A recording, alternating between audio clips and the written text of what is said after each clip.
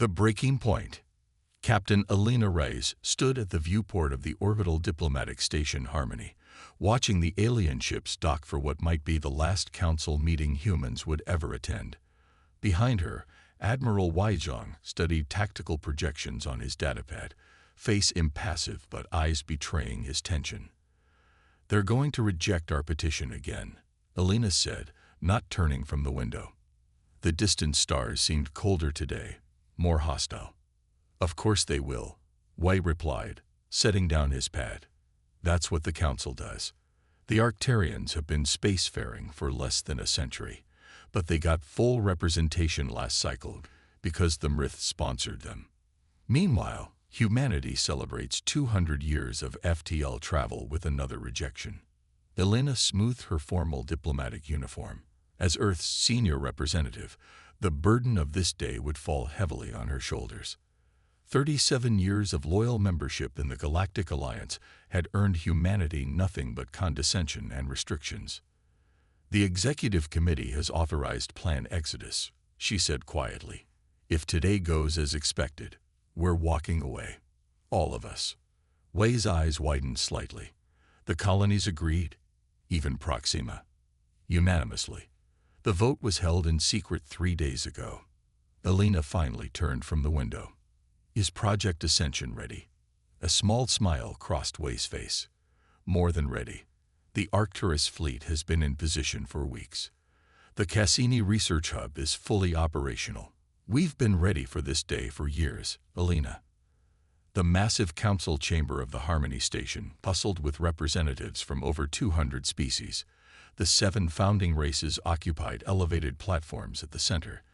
The Mrith with their crystalline exoskeletons, the towering reptilian Dravi, the gaseous Vrel in their containment suits, and the others who had established the Alliance 10,000 years before humans had even discovered electricity. Councillor Thrav, a Mrith whose exoskeleton glittered with the blue patterns of high political rank, called the session to order. Alina noted how the founders barely acknowledged the arrival of the human delegation. "We now address administrative petitions," Thrav announced, the translator conveying their clicking speech. "The human representative may speak briefly regarding their recurring request." Elena approached the central speaking platform, aware of the dismissive glances from the founders. Decades of this treatment had worn Earth's patience to nothing. "Esteemed councilors," she began, her voice steady. "For the 8th time in 37 years, humanity formally requests equal representation on the Council as befits our contributions to Alliance security, scientific advancement, and trade." Thrav made a gesture that the translator didn't bother interpreting, the Mrith equivalent of an eye roll. "The Council has reviewed Earth's petition and finds that humans remain too developmentally unpredictable for advanced representation status. Perhaps in another decade, while the Arcturians, who achieved FTL travel 90 years ago, are granted full council status." Elena interrupted, breaking protocol. Murmurs rippled through the chamber at this breach of etiquette. "The Arcturians have demonstrated suitable cultural stability," Thrav replied coldly. "Humans continue to exhibit concerning tendencies toward rapid technological advancement without proper developmental safeguards." Elena nodded slowly, as if accepting this explanation. "I see. Then Earth has one final matter to bring before the Council." She activated her datapad, and the chamber's central holographic display illuminated with an official document. The Alliance Charter's withdrawal clause appeared, highlighted in red. "By unanimous consent of all human colonies and settlements, Earth hereby withdraws from the Galactic Alliance, effective immediately. We resigned our participation in all treaties, trade agreements, and military cooperation pacts." The chamber erupted. Representatives stood, shouting questions or objections. The founders conferred urgently among themselves. Councillor Thrav raised all 4 arms for silence. "Representative Reyes, this is highly irregular. If Earth wishes to register a formal protest—" "This is not a protest," Elena interrupted again. "This is a resignation. As of this moment, humanity stands independent of Alliance oversight, restrictions, and protection." A HFY counselor leaned forward, voice rumbling. You realize this means surrendering Alliance trade routes, technological support, and defensive guarantees. Humanity would be isolated. We are prepared for independence, Alina replied simply. And we believe other species might find direct partnership with humanity more beneficial than continued Alliance subjugation. This statement sent another wave of shock through the chamber. Suggesting Alliance members might prefer association with Earth over the Founders was tantamount to sedition. Thrab's crystalline form pulsed with agitation. You would destabilize a system that has maintained peace for millennia because of petty status concerns. This is exactly the emotional volatility that justifies our decision. Alina smiled for the first time. Perhaps you've underestimated humanity's patience and preparation. She looked directly at the Founders. We've tolerated your condescension for decades while you suppressed our technological development and stifled our expansion. That ends today. As she spoke, Wei activated his secure communication device. Throughout the station, across human colonies, and in hidden shipyards beyond Alliance monitoring range, a single command propagated. Exodus. On the central display, new information appeared, detailed schematics of technologies the Alliance had forbidden humanity to develop. Faster-than-light communications, energy shields that required no external power source, gravity manipulation beyond anything the Alliance had achieved. For 15 years, Alina continued as the council chamber fell into stunned silence. Humanity has been developing in secret. While publicly adhering to your restrictions, our best minds work beyond your surveillance. Across the galaxy, massive ships emerged from hidden docks, the Arcturus fleet, constructed in secret, using technologies that shocked Alliance observers. Military vessels with capabilities beyond Alliance assumptions about human technological capacity appeared in strategic positions throughout human space. On the research station Cassini, orbiting Jupiter, scientists activated a quantum communication network that bypassed Alliance relay systems entirely. For the first time, humanity communicated across vast distances without Alliance oversight. You're bluffing, Evrel counselor hissed through their translator. Humans lack the resources for independent operations on this scale. Alina's smile widened. The Alliance has always underestimated human ingenuity, counselor. While you dismissed us as primitive, we were preparing. While you restricted our official development, we built in secret. On dozens of worlds across the Alliance, human diplomatic staffs simultaneously departed their posts. Human ships withdrew from joint military operations. Human traders ceased transactions at Alliance hubs. The galaxy is about to discover what humanity can accomplish without your restrictive oversight. Alina concluded. We wish the Alliance peace, but we will defend our independence with every means at our disposal. With that, she turned and walked from the chamber, the human delegation following in perfect order. Behind them, the council descended into chaos. Aboard the command ship Defiance, now revealed as the flagship of humanity's secret fleet, Admiral Wei received Alina's shuttle. As she stepped onto the bridge, status reports flooded in from across human space. All colony worlds report successful implementation of independence protocols, a communications officer announced. Quantum network operating at full capacity. Alliance communication relays have been bypassed. Alina looked at the tactical display showing the positions of all major Alliance fleets. None had moved toward human space yet. They were still reeling from the shock. And Project Ascension? She asked. We gestured to a secure screen showing a massive structure orbiting Neptune, a gateway unlike anything the Alliance had permitted. The first independent FTL corridor is operational. We no longer need Alliance jump points. Alina gazed at the stars from the view screen, seeing them now not as distant, cold points of light, but as destinations finally within humanity's unfettered reach. The Alliance will react soon, Wei cautioned. They can't allow us to succeed. It would undermine the entire power structure they've maintained for millennia. Let them try, Alina replied. Humanity is done asking permission to reach for the stars. As the Defiance accelerated away from Harmony Station, messages began arriving from unexpected sources, representatives of smaller Alliance species, quietly inquiring about the possibilities of partnership with Earth outside Alliance oversight. The ripples of humanity's departure were spreading faster than anyone had anticipated. The galaxy was about to change forever. The New Order.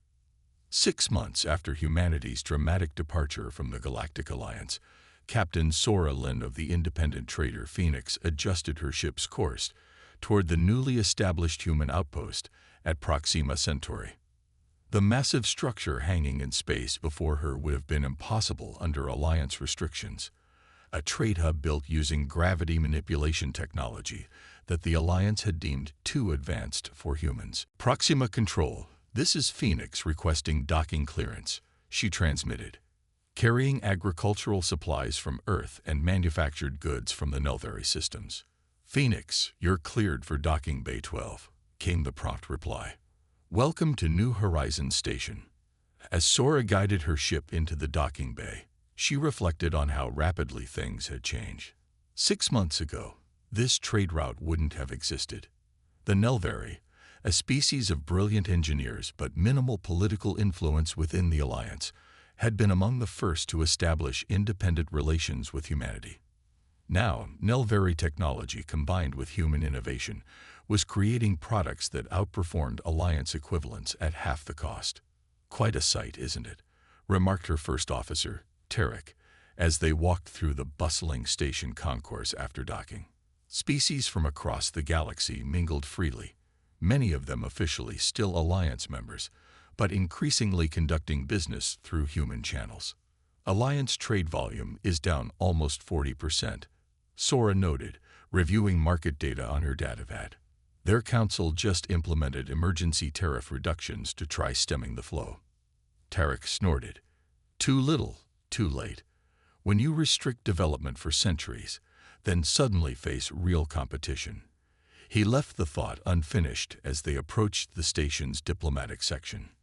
Inside a conference room that lacked the ceremonial hierarchies of Alliance chambers, Alina Reyes, now serving as Earth's Director of Interstellar Relations, met with representatives from 17 species. Unlike the towering platforms of Alliance chambers, all seats here were arranged in a circle, symbolizing equality. The Terran Coalition is not a replacement for the Alliance, Alina explained to the gathered representatives. We don't seek to replace one hierarchy with another. Each member maintains sovereignty while benefiting from mutual defense, open technological exchange, and unrestricted trade. A Nelvary representative, their bioluminescent skin pulsing with excitement, spoke up. Our engineers have already achieved breakthroughs by combining our gravitational expertise with human quantum theory. Advancements the Alliance would have restricted for centuries. The Alliance has ruled through technological suppression, added a reptilian Qadari delegate. They claim it prevents destabilizing rapid advancement, but it primarily preserves their dominance.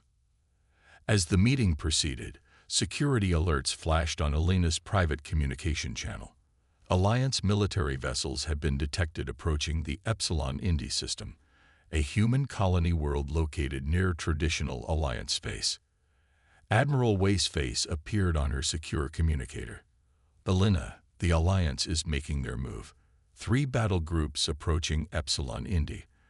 They're claiming peacekeeping operations to protect Alliance citizens there. Alina excused herself briefly from the diplomatic session. Casualties? None yet, White replied. But their fleet commander has demanded the colony surrender. Claims we've illegally seized Alliance territory. Epsilon Indi has been a human settlement for 80 years, Alina said, anger flashing in her eyes. Deploy defensive assets but maintain restraint. No first strikes. Across human space, military commands activated protocols developed years in advance. The Arcturus Fleet's 3rd Division moved with precision toward Epsilon Indi, while intelligence operatives monitored Alliance communications. On Epsilon Indi's capital of New Jakarta, Governor Amara Chen addressed her people calmly. Alliance vessels have entered our system claiming authority they surrendered when humanity declared independence. The Terran Defense Force is en route. All civilians should proceed to designated shelters as a precaution. The Alliance commander, a Dravi named Corax, transmitted demands continuously. Human settlements in this sector remain under Alliance jurisdiction. Submit to inspection and disarmament immediately. When the Arcturus fleet arrived, tension crystallized into standoff. The Alliance vessels, technologically advanced by official standards, found themselves facing human ships equipped with systems they couldn't identify. Alliance fleet, this is Admiral Wyzong of the Terran Defense Force. Epsilon Indi is sovereign human territory. Your presence here constitutes an act of aggression. Withdraw immediately. Corax's response was dismissive. These independence claims hold no legal weight. The Alliance does not recognize. His transmission abruptly cut off as human vessels deployed quantum disruption fields. Technology the Alliance had deemed theoretically impossible. The Alliance ships found their communication systems, weapon targeting arrays, and propulsion control momentarily paralyzed. As you can see, Y continued once their systems partially recovered. Military confrontation would be unwise. We have no desire for conflict, but we will defend our sovereignty. The demonstration's effectiveness was immediate. The Alliance fleet, unable to counter technologies they didn't understand, withdrew to a safe distance. Meanwhile, across the galaxy, news of the confrontation spread rapidly through both official Alliance channels and the human quantum network. On Harmony Station, the Alliance Council convened an emergency session. Councillor Thrav, whose crystalline form now displayed stress fractures, a sign of extreme agitation in Rith physiology, addressed the chamber. The human situation has become untenable, Thrav declared. Their technological violations threaten the balance we have maintained for millennia. We must implement comprehensive sanctions and isolation protocols. Avril Councillor's containment suit pulsed with agitation. Ineffective. 17 member species have already established direct partnerships with humans outside our oversight. 33 others are in negotiations. Then we must make examples of those who violate Alliance directives. A Dravi councillor rumbled. Military intervention would fail, interrupted a new voice. Councillor Scyphia of the Illithri, one of the founding races known for their predictive capabilities, rarely spoke in open sessions. The chamber fell silent. Our analysts have completed their assessment, Scyphia continued, her multifaceted eyes reflecting light in complex patterns.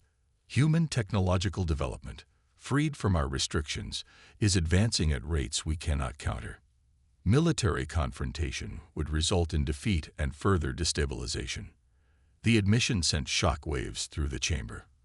For a founder to acknowledge Alliance military inferiority was unprecedented. Scyphia continued dispassionately. More concerning is the cascade effect. Smaller Alliance members are questioning our authority. The Kadari and Nelvari have formally announced withdrawal. The Zinthari are preparing similar declarations. How did we miscalculate so severely? Demanded a minor councillor. Cephia's gaze swept the chamber. We assumed humans would develop like other species, gradually, predictably. Instead, they advanced in secret while appearing to comply with our restrictions. Our surveillance focused on official channels, while they built parallel systems beyond our monitoring. Back on New Horizons Station, Alina received reports of the Council's emergency session through intelligence networks that had once been loyal to the Alliance, but now served human interests. They're divided on how to respond, she informed the coalition representatives. Some advocate for military action, others for negotiation. Their power structure is fracturing. A Kadari delegate, scales shifting color with emotion, leaned forward. The Alliance has maintained stability through stagnation. Your species has demonstrated that progress need not bring chaos. Not all change is progress, cautioned Alina. The coalition must avoid becoming what we left behind. Our charter enshrines technological freedom with ethical oversight from all member species, not just the strongest. As the diplomatic session concluded, Elena received word that Alliance diplomats had requested formal communication channels with Earth.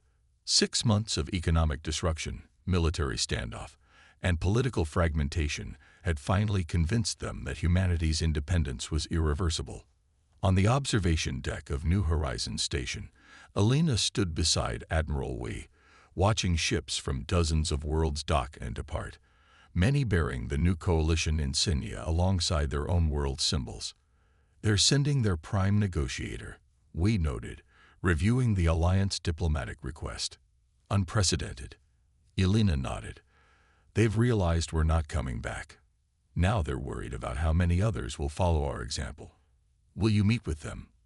"Of course," Elena replied. "We never wanted isolation or conflict, just equality and the freedom to develop without artificial constraints." We gestured toward the station around them, built with technologies the Alliance had suppressed. "Whatever happens next, the galaxy will never be the same." "That was always the plan," Elena said quietly, watching as another former Alliance vessel arrived, now registered under Coalition authority. "Humanity didn't leave the Alliance to stand alone. We left to build something better." Throughout human space and beyond, the ripples of change continued to spread. The old order that had maintained stability through control for millennia was giving way to something new. A galactic community where advancement was shared rather than suppressed, where cooperation replaced hierarchy. The universe was indeed trembling, not from fear, but from possibility.